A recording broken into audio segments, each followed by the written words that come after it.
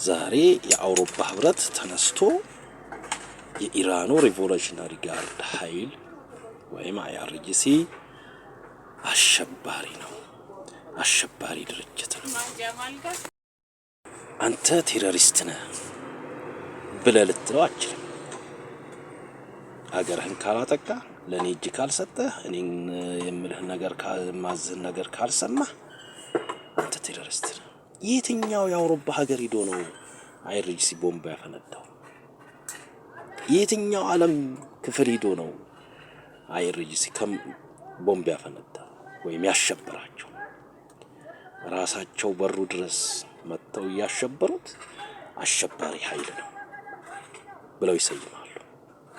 ይሄ ሌላኛው ቀኝ ግዛት ስታይል ነው። ይሄኛው የቀኝ ግዛት ስታይላቸው ደግሞ IRGCን ወይም ኢስላሚክ ሪቮሉሽን ጋርድን ሂደው ይሞክሩት፣ ይዋጉትና ኢራንን ያዙት። አሸባሪ ነው ማለት ከፈለገ አሸባሪ መሆን ከፈለገ ስንትና ስንት ነዳጅ የጫኑ መርከቦች በሆርሙዝ ሰርጥ ያልፋሉ፣ ማገት ይችላል። ስንትና ስንት የሱ ደጋፊ ኃይሎች አሉ፣ እነሱን ማገዝና ለነሱ ድጋፍ መስጠት ይችላል። የዓለምን የነዳጅ ዝውውር የሚደረግባቸው ቀይ ባህር እንበለው፣ ሆርሙዝ ሜዲትራኒያን እንበለው፣ ሆርሙዝ ሰርጥ እንበለው፣ ይሁሉ እነሱ በሚያንቀሳቅሱቸው ኃይሎች ስር ነው ያለው። መያዝ ይችላሉ፣ መጠቀም ይችላሉ፣ መቅዳት ይችላሉ።